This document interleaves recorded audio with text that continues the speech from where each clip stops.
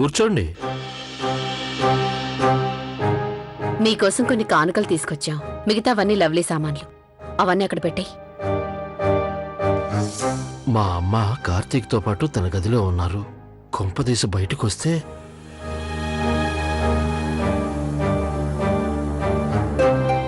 Thank you. Thank you. దయచేసి క్షమించండి మేము ఇన్ఫార్మ్ చేయకుండా ఇక్కడికి వచ్చినందుకు. చూడండి కౌశిక్ గారు, అప్పుడు ఆ పరిస్థితుల్లో అయిపోయింది ఏదో అయిపోయింది. కానీ ఇప్పుడు మేము చెప్పేది ఏంటంటే మా అమ్మాయి లవ్లీ పెళ్లి మీ అబ్బాయి కార్తీక్తో పూర్తి సాంప్రదాయబద్ధంగా మా బంధుమిత్ర సపరివార సమక్షంలో చేయాలనుకుంటున్నాం. ఇలా చేయడం మాకు ఎంతో అవసరం. లేదు, మేము ఈ పెళ్లికి అసలు ఒప్పుకోం.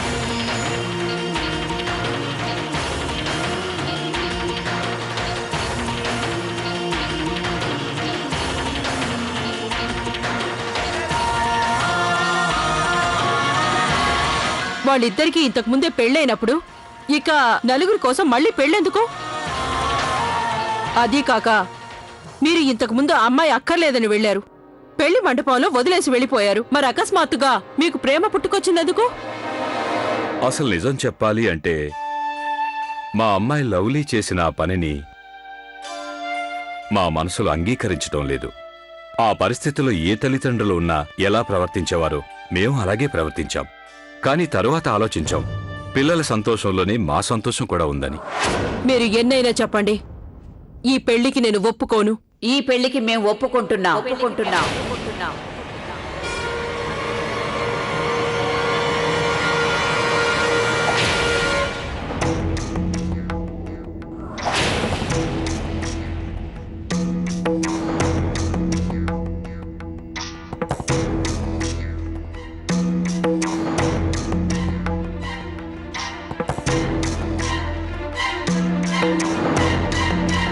ఈ పెళ్లి మేము తప్పకుండా జరిపిస్తాం.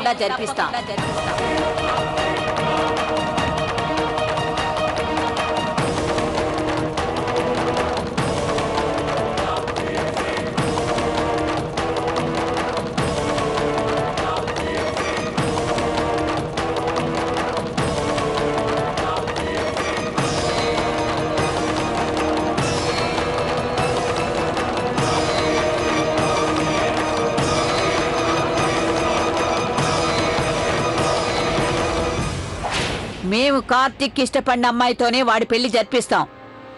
ఈ పెళ్లిని ఎవ్వరూ ఆపలేరు. నేను చెప్పేది వినండి. చూడు, కార్తీక్ నాకు జరిగిన విషయమంతా చెప్పాడు. మీరు నిశ్చింతగా పెళ్లికి ఏర్పాట్లు చేసుకోండి. ఇక వీళ్ల పెళ్లిని ఆ భగవంతుడు కూడా ఆపలేడు.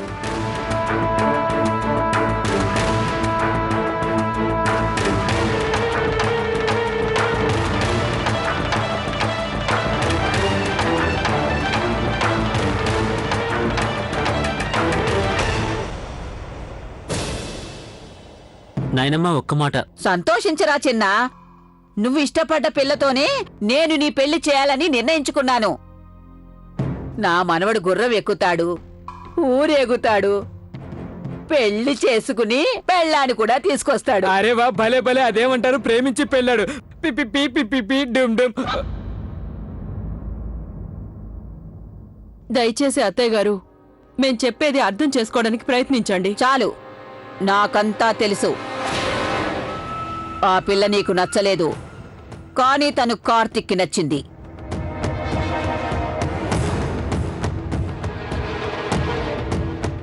నీకు నీ మాటలకు తల ఊపే పిల్లే నీకు కోడలిగా రావాలనా? కాదత్తయ్య గారు, మీరు నన్ను అపార్థం చేసుకుంటున్నారు.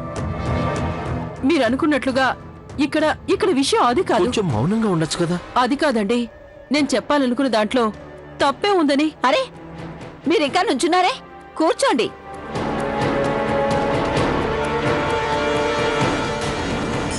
కూర్చోండి బాబు. నేను కార్తిక్కి నాయనమ్మని. నమస్తే. నమస్తే. అందువల్ల నా మనవడి పైన నాదే అధికారం. నా ముద్దుల మనవడికి ఏది మంచో ఏది చెడో అన్నీ నాకు బాగా తెలుసు. చూడండి, మీ పిల్లతో కార్తిక్ జీవితాంతం కలిసుండాలిగా. అలాంటప్పుడు పిల్లవాడికి నచ్చిందే అయ్యుండాలి. మీరిక నిశ్చింతగా పెళ్లికి ఘనంగా ఏర్పాట్లు చేసుకోండి. మీకు మా ధన్యవాదాలు. మీరు దయతో మా మాటకు ఒప్పుకున్నారు. లేదంటే సమాజంలో మేము తల వంచుకోవాల్సిన పరిస్థితి ఏర్పడేది. బయట వాళ్ళు కార్తీక్ లవ్లీ గురించి ఏదేదో అనుకునేవారు.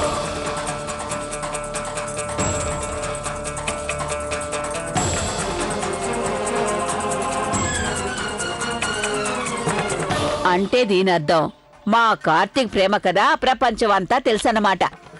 నాకే తెలీదు. సరే, ఇప్పటికైనా నాకు తెలిసినందుకు చాలా సంతోషంగా ఉంది. మా మనవడు మీ పిల్లని తప్పకుండా చేసుకుంటాడు. మీరు ఈ విషయంలో చాలా దిగులు పడుతున్నారు కదా. మా కోడలు కౌసల్య ఈ పెళ్లికి ఒప్పుకోదని ప్రశ్నే లేదు. మీరు సంతోషంగా వెళ్ళండి. ఈ రోజు నుంచి మీ పిల్ల మా ఇంటి కోడలంతే. మీరు వెంటనే పెళ్లికి ఏర్పాట్లు చేసుకోండి. మీకు చాలా చాలా థ్యాంక్స్ అండి. మీరు దయచేసి అనుమతిస్తే మేము మా అమ్మాయిని మా ఇంటికి తీసుకెళ్లొచ్చా?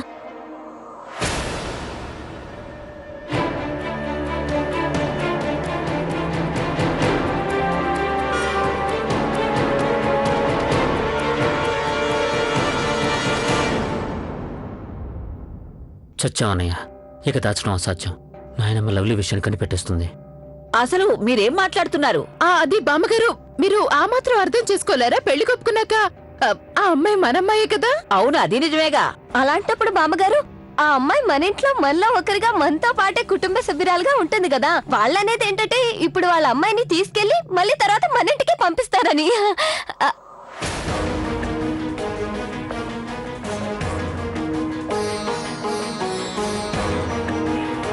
మీరు మీ తెలివితేటలతో మాటలతో నా బుర్ర పాడు చేయకండి. బోల్డ్ అని పనులు చక్కబెట్టాలి, ఇంకా ఏర్పాట్లెన్నో చేసుకోవాలి. మన బంధువులందరికీ వెంటనే ఈ పెళ్లి వార్త తెలియజెయ్యాలి. నాన్నా కౌశిక్, ఒకసారి నీ ఫోన్ ఇలా ఇవ్వు. ఇస్తున్నా త్వరగా ఇవ్వు బాబు. ఇస్తున్నానమ్మా. సరే, మీరు మాట్లాడుతూ ఉండండి, నేను ఈలోపు ఫోన్ చేసొస్తాను. నమస్తే. చూడండి అత్తయ్య గారు, నేను చెప్పే మాటల్ని అర్థం చేసుకోవడానికి ఇప్పుడు ప్రయత్నం. కాదు, నాకు ముఖ్యమైన పనుంది, తర్వాత. లవ్లీకి ఈ విషయం వెంటనే చెప్పాలి. అది నేను ఇప్పుడే వస్తాను.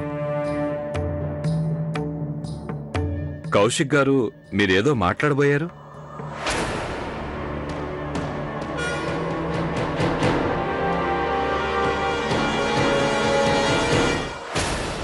ఇది చాలా మంచి వార్త.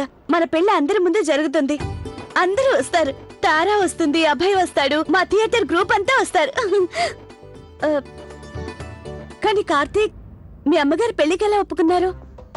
పైగా బామ్మగారు ఇంతకు ముందే మన పెళ్ళయ్యాక ఆవిడ ఎందుకు అడ్డు చెప్పలేదు? అరే లేదు లేదు, ఆవిడకి మన పెళ్లి గురించి అసలు ఏమీ తెలీదు. నేను ఆవిడకి మనం ఇద్దరము ప్రేమించుకుంటున్నామని మాత్రమే చెప్పాను. ఇంకా ఇది కూడా చెప్పాను, నీలో అమ్మకు నచ్చే లక్షణాలు లేవని, అందుకని అమ్మకి మన పెళ్లి ఇష్టం లేదని. అంతే. ఈ మాటలు వినగానే ఆమె ఒప్పుకుంది. వెంటనే మీ అమ్మ నాన్నలతో చెప్పింది పెళ్లి ఏర్పాట్లు ప్రారంభించమని. అమ్మా నాన్నలా? మా అమ్మా నాన్నలా? అరే నీకు తెలియదు కదా, కింద మీ అమ్మ నాన్నలు ఉన్నారు. కింద? కానీ నువ్వు మాత్రం కిందకి వెళ్ళకూడదు. నాయనమ్మ కిందనే ఉంది, ఆవిడ నిన్ను చూసిందంటే ప్రాబ్లం అవుతుంది. కార్తీక్, నాయనమ్మ, ఓరి దేవుడా, నాయనమ్మ నా గదిలోకే వస్తుంది.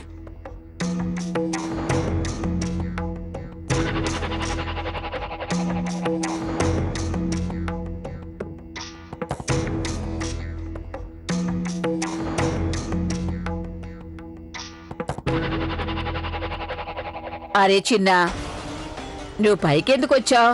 కింద మీ అత్త మామలు కూర్చున్నారు, వాళ్లతో ఏదైనా మాట్లాడాల్సింది. అది నాయనమ్మ, మా పెళ్లి విషయం లవ్లీకి చెప్దామని వచ్చాను. ఆ పిల్ల ఇక్కడే ఉందా?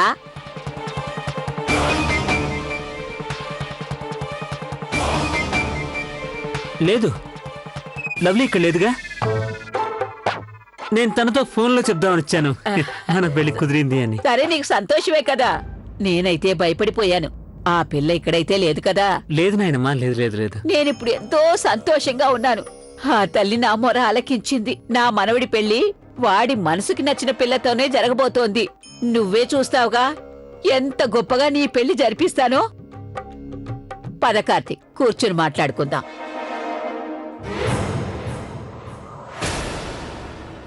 నాయనమ్మా,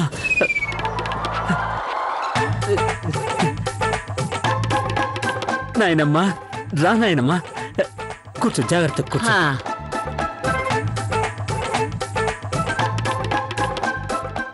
భారతీదేవి గారి చిన్న మనవడి పెళ్లి అందరూ చెప్పుకున్నంత గొప్పగా జరగాలి.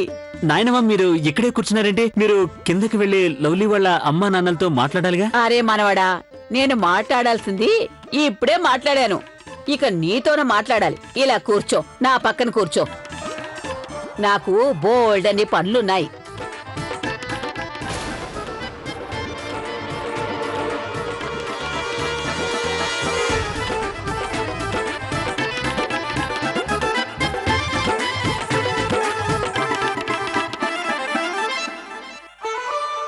ఈ బామ్మగారు చూడు ఎంతగా మాట్లాడుతుందో, నాకన్నా ఎక్కువ నాన్ స్టాప్ గా మాట్లాడుతూనే ఉంది. అరే చిన్నా, మాటల్లో చెప్పలేను. ఆనందమే ఆనందం. కొత్త తరంలోని కొత్త పిల్ల ఈ ఇంటికి చిన్న కోడలుగా వస్తోంది. కొత్త కొత్త ఆలోచనలతో.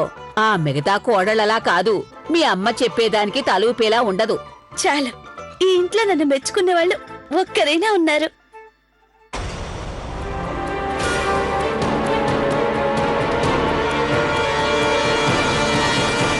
ఇక మీకు తెలియనిది ఏముందిలేండి. కార్తీక్ లవ్లీల పెళ్లి ఎలాంటి పరిస్థితుల్లో జరిగిందో మీకన్నీ తెలుసు కదా. ఆ కారణం వల్లే మా అమ్మగారికి కార్తీక్ పెళ్లి జరిగిందని చెప్పలేకపోయాం. ఇప్పుడు ఆమెని అడగకుండా, ఆవిడకు తెలియనీయకుండా ఈ వివాహాన్ని జరిపించాము అని గనక తెలిస్తే ఆమె ఎంతో బాధపడుతుంది. ఈ విషయంలో మీకు మా విన్నపం ఏంటంటే, ఆవిడికి విషయం తెలియనివ్వకండి. తెలిస్తే ఇంట్లో బోలెడన్ని ప్రాబ్లమ్స్ వస్తాయి. అలాగేనండి. కానీ ఇలా చేస్తూ మనం మన వంశాచారాలను సాంప్రదాయాలను అవహేళన చేస్తున్నాం. ముందే పెళ్ళైన జంటకు మళ్ళీ పెళ్లి చేయడం. ఇంకొక మాట శ్రీవారు, అమ్మగారింటి నుండి పసుపు బట్టలతో అప్పగింతలు రెండు సార్లు ఎన్నటికీ చెయ్యకూడదు. మేము అర్థం చేసుకోగలం, కానీ ఈ సమయంలో మనకి ఈ మార్గం తప్ప వేరే మార్గం లేదు. మాకు మా గౌరవ మర్యాదలు కాపాడుకోవడానికి ఈ పెళ్లి చేయక తప్పదు. ఇక రెండో వైపు, మీరు మీ అత్తగారికి కార్తీక్ లవ్లీల పెళ్లి ఇంతకుముందే జరిగిందని ఎన్నటికీ చెప్పలేరు.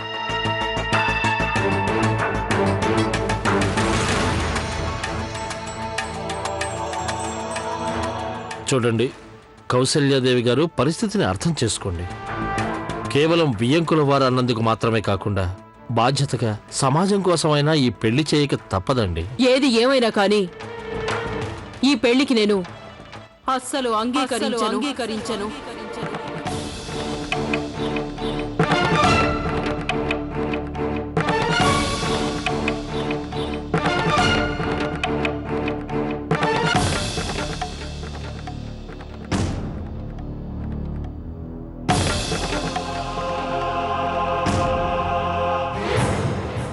లేదండి, లేదు. నేను నమ్మలేకపోతున్నాను. మన కుటుంబంలో ప్రతి ఒక్కరూ అత్తగారి ముందు అలవోకగా అబద్ధాలు చెప్తున్నారు. అబద్ధం మీద అబద్ధం, అబద్ధం మీద అబద్ధం.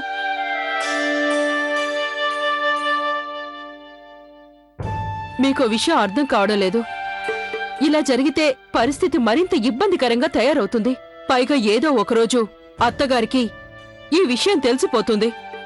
అప్పుడు అత్తగారు మంచి చెడులు, శుభ అశుభాల పేరిట నన్ను తప్పు పడితే మాత్రం అది నేను భరించలేను. ఎందుకంటే నేను మొదటి నుంచి వంశాచారాలను సాంప్రదాయాలను పాటిస్తూ వచ్చాను. కాని ఈరోజు మన కుటుంబంలోని ప్రతి ఒక్కరూ వాటన్నింటినీ మట్టిలో కలిపేశారు.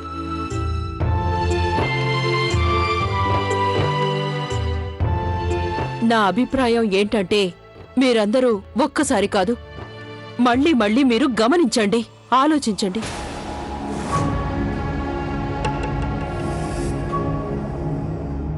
సరే, నాకు మాట చెప్పండి.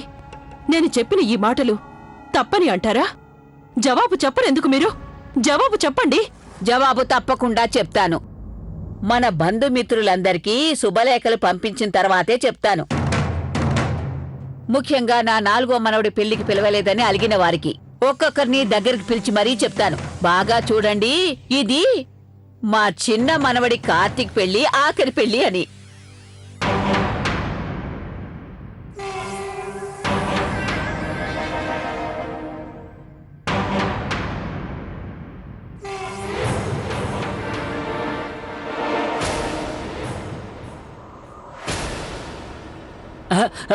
నాయనమ్మా, నా ఫోన్ కింద పడిపోయింది.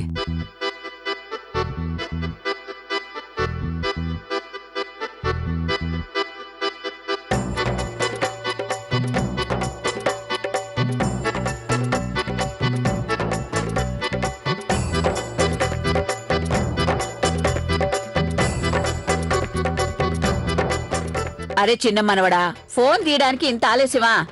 నేను తీసివనా?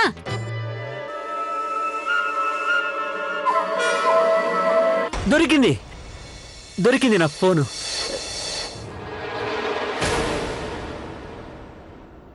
చూడండి కౌసల్యాదేవి గారు, మీరు మీ స్థానంలో కరెక్ట్గానే ఉన్నారు. కానీ ఇప్పుడు మీరు ఈ విషయాన్ని మనసులో పెట్టుకోకండి. ఇంట్లో వాళ్ళందరూ మారిపోయారు అని, అబద్ధాలు చెప్పడం మొదలుపెట్టారని. అన్నింటికన్నా మన ముందున్న నిజమేంటంటే కౌసల్యాదేవి, మన కార్తీక్ పెళ్ళయింది అని చెప్పటానికి ఎలాంటి ఆధారం లేదు. ఎలాంటి ఆధారం లేకుండా మనకు వాడి పెళ్లి సర్టిఫికెట్ దొరకదుగాక దొరకదు. చూడండి, వాడికి పెళ్లి కావట్లేదు అని మేమెవరం అంటలేదు కదా. మేము కేవలం కార్తీక్ లవ్లీల పెళ్లి జరగబోతుంది అని మాత్రమే అంటున్నాం. ఇకపోతే ఇది మొదటిసారి పెళ్ళవుతుందా, రెండోసారి పెళ్ళవుతుందా అనేది సమస్య కాదు కదా. చూడు కౌసల్య, కార్తీక్ పెళ్లి గొప్పగా బ్రహ్మాండంగా జరగాలనే ఆశ అయితే మీకుంది కదా. మీరు అదే అనుకోండి, ఇప్పుడే వాడి పెళ్లి అవుతుంది అని. అది మీరనుకున్నట్లే అవుతుందని.